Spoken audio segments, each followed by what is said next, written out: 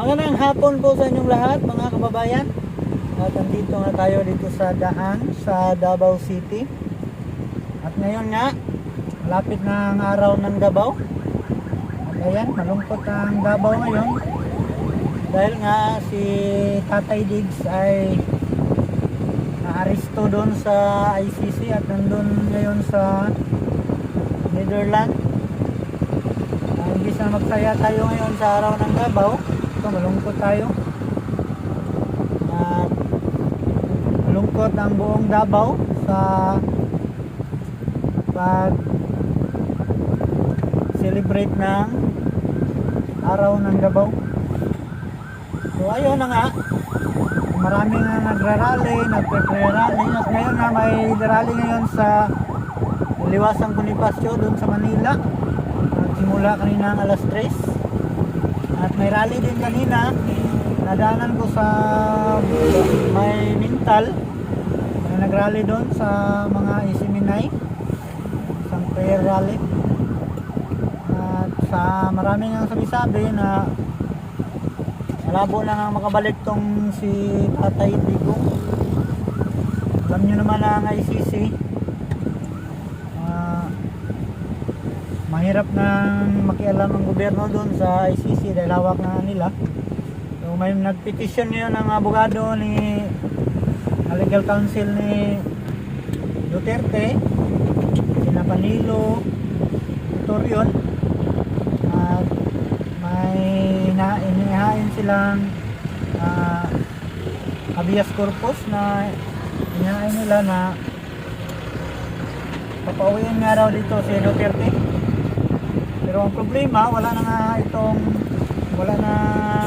jurisdiction yung korte natin sa ICC. So ang mangyari dyan, kung mapanigan ng korte, ang mangyari dyan, bale mood academic na lang ang mangyari dyan. So wala pa rin silbi. So nagsimula kahapon yung first unang pagdinig sa kaso ni Duterte at binasahan siya ng kung anong kaso niya. Binasahan siya tapos naintindi sa kanya kung anong kaso niya. So ayun na nga, below 50 lang yung nahain na kaso, below 50 yung mga krimino di umano mula noong 2011, hindi ako nagkakamali, 2011 hanggang 2019 lang yung sinama. So na mahigit below 50 lang yung tao doon na involved sa krimen o kumbaga namatay. So fake news yung grabe nilang yun na nga, 30,000 daw. So news yun. Alam nyo naman na magbalita ang media ngayon, nagagdagan nila. Ang nangyari, yun lang yung sagutin ni PRD. Tapos ang mangyari dyan, sa September pa yung pangalawang hearing, yun na yung pwede na makipag-argumento yung mga legal counsel ni Duterte, gaya nila Salvador Medaldia. Doon na pwedeng mag-argumento. Nagpetisyon nga tapon si Medaldia na yun na nga, illegal yung paghuli sa kanya at medyo na-shock yung si Mutok, yung presiding judge. Medyo na-shock siya kung bakit nabasa natin sa mukha niya na medyo na-shock siya. Dahil nga siguro hindi niya alam kung paano dinakit si Duterte. Ang pagkakaalam niya siguro is walang mga paglabag. Pero nalaman niya na may paglabag pala, kaya medyo na-shock yung mukha niya. So ang pag-asa na lang natin ay yung ma-approve yung petition ni Medaldia.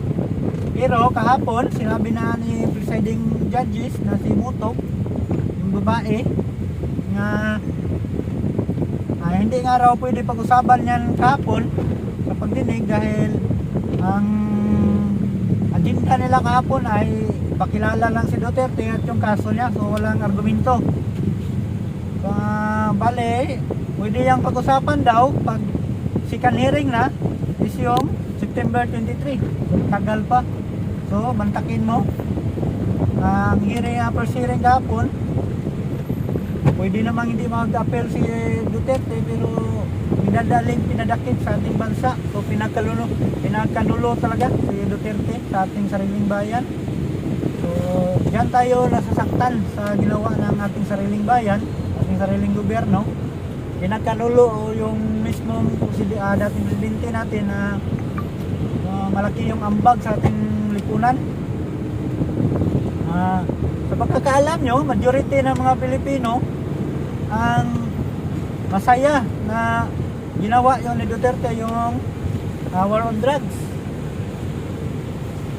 Maliit lang yung bilang sa nagsabing hindi sila masaya.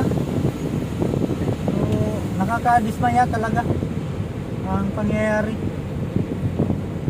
So, nakakalungkot. Ayun, ito na nga, nakisabay pa yung panahon. So, umulan dito ngayon sa Davao. So, malungkot talaga ang selebrasyon dito sa araw ng Davao dahil nga sa nangyari sa mga Duterte. At kahapon din marami talagang malaking balita kahapon dahil kahapon din may narinig silang balita na papasukin daw yung mismong bahay ni Duterte at may search warrant na raw na ilalabas. So ang nangyari, maraming mga vlogger, mga kababayan natin dito sa Davao na nagmamatsyag at nag-vigil talaga sila para bantayan yung bahay dahil alam niyo naman na ang administrasyon ngayon ay mahilig sa planted. Gaya ng ginawa nila kay Tibis. Kung naalala nyo yung ginawa nila kay Tibis, yung pinalantiran nila ng katakot-takot ng mga armas, droga. So, mahirap pag ganyan ang mangyari sa ating mahal na Pangulong Duterte. Gagawin yan sa kanya, kaya maraming nagbabatyag doon sa bahay ng mga Duterte.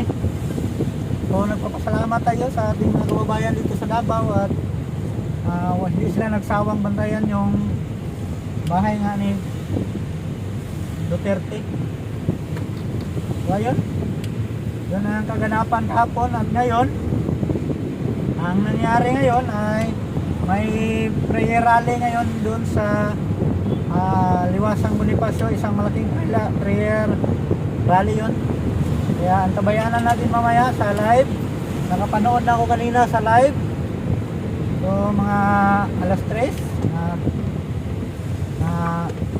coverage siya ng Isiminay. So mag-update tayo mamaya kung gaano karaming tao dahil nagbabiyahe pa tayo ngayon. So yan lang muna mga kababayan at magandang hapon sa lahat. Maraming salamat. God bless.